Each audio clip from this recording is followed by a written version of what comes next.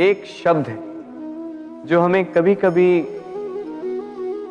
या कहो कई बार सुनाई देता है, स्वार्थ।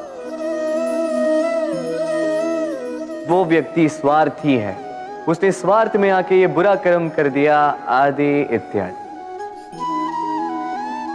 देखा जाए तो संसार स्वार्थ को पाप का मूल मानने लगा, परंतु क्या स्वार्थ सच में बुरा है? नहीं।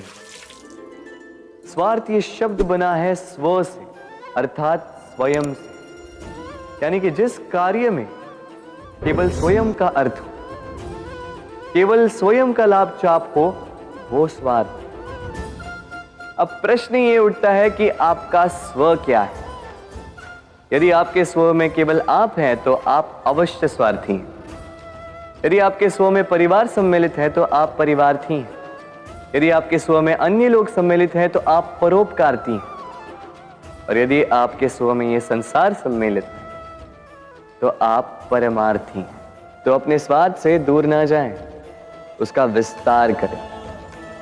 अपने अस्तित्व का विस्तार करोगे तो ये स्वार्थ स्वयं ही परमार्थ में बदल जाएगा। आप इस संसार में ऐसे कई लोगों को जानते होंगे जिन्हें आप स्वार्थी मानते हैं, जो आवश्यकता पड़ने पर ही आपको स्मरण करते हैं, किंतु जैसे ही उनकी आपके सहायता की आवश्यकता पड़ती है, हाथ जोड़कर आपके सामने सज्ज रहे। बड़ा क्रोध आता है ना इन पर, मन खिन्न हो जाता है, मन से ये स्वर निकलता है कि इस व्यक्ति की सहायता ना करें। ऐसा कभी मत कीजिए। आप सोचेंगे क्यों कह रहा हूं मैं ऐसा?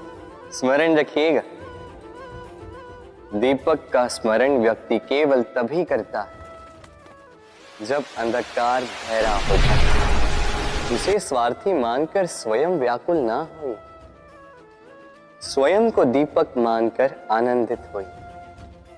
भाग्यवान समझिए खुद को कि आप इस संसार में किसी की सहायता करने योग्य हैं। किसी के स्वार्थी होने से स्वयं का दृष्टिकोण न बदले।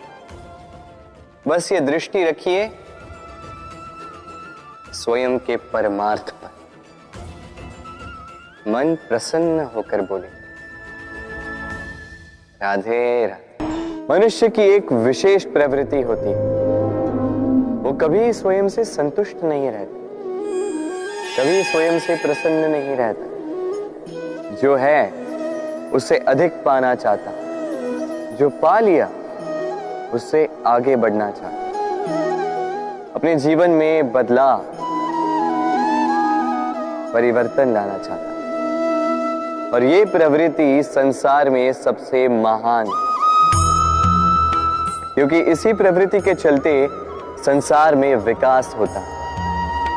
किंतु इस बदलाव के लिए मनुष्य उसकी खोज में रहता है जो उसके जीवन में बदलाव ला सके, उसे मार्ग दिखा सके, उसके जीवन में परिवर्तन ला सके। और इसके लिए मनुष्य संसार भर में उसे खोजता है जो उसके पास है।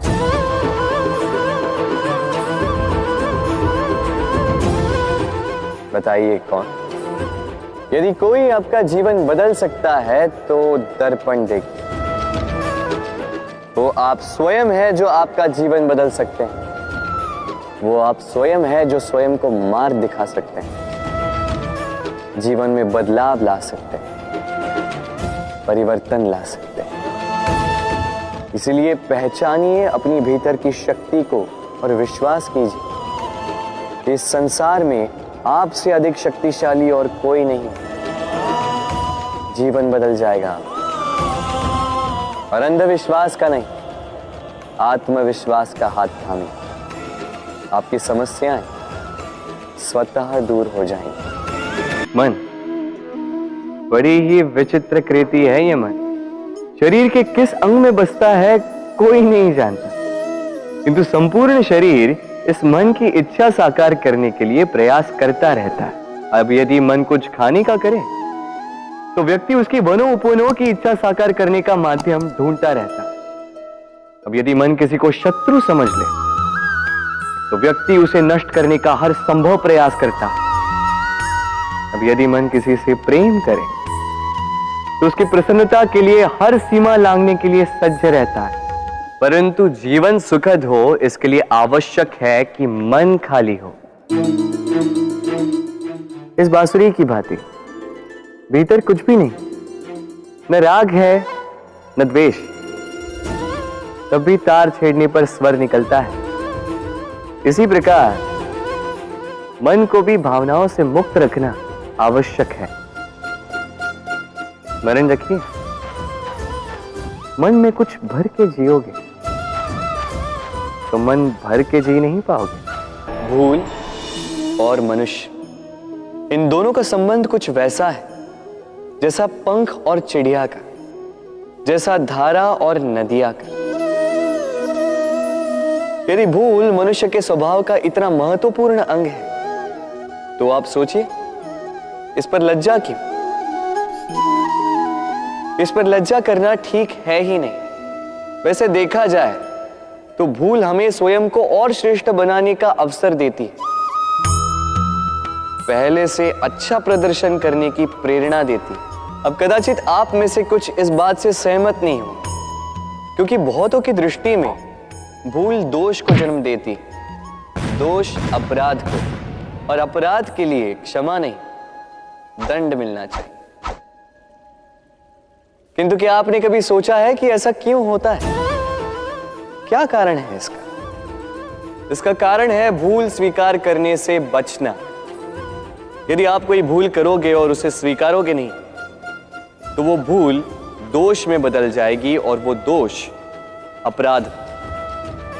तो साहस रखिए, अपनी भूल को स्वीकार करना अपनी भूल को सुधारने की दिशा में सबसे पहला कदम होता है। और स्मरण रखिएगा, यदि कुछ अपराध है तो वो है समय पे अपनी भूल ना स्वीकार। हमारा शरीर प्रकृति की सर्वोत्तम रचना है। जो अंग, जो तत्व हमें मिले, उन सब का अपना अपना एक संदेश है। दो आंखें दी हैं देखने के लिए, दो कान दिए हैं सुनने के लिए, नथुने भी दो, दो हाथ दिए हैं दोहरा परिश्रम करने के लिए, किंतु जीव केवल एक। उस पर भी नुकीले बलिष्ठ दांत दिए हैं उनकी रक्षा के लिए। कभी सोचा है क्यों?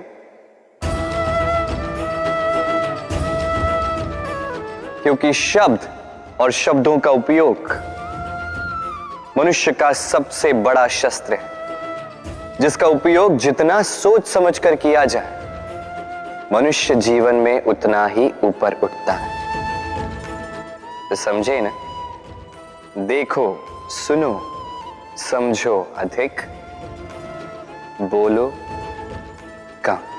मनुष्य का स्वभाव है कमाना, संग्रह करना, फिर चाहे वो धन हो, नाते हो, संबंध हो या हो प्रसन्नता। परंतु क्या आपने कभी सोचा है, नियति ने यह संग्रह करने की प्रकृति मनुष्य में क्यों डाली?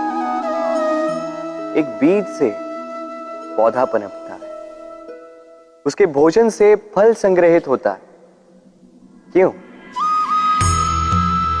इसलिए ताकि वृक्ष उसे स्वयं खा सके? नहीं, बल्कि इसलिए ताकि वो भूखे जीवों में बांट सके। अब आप पूछेंगे कि इसमें वृक्ष का क्या लाभ?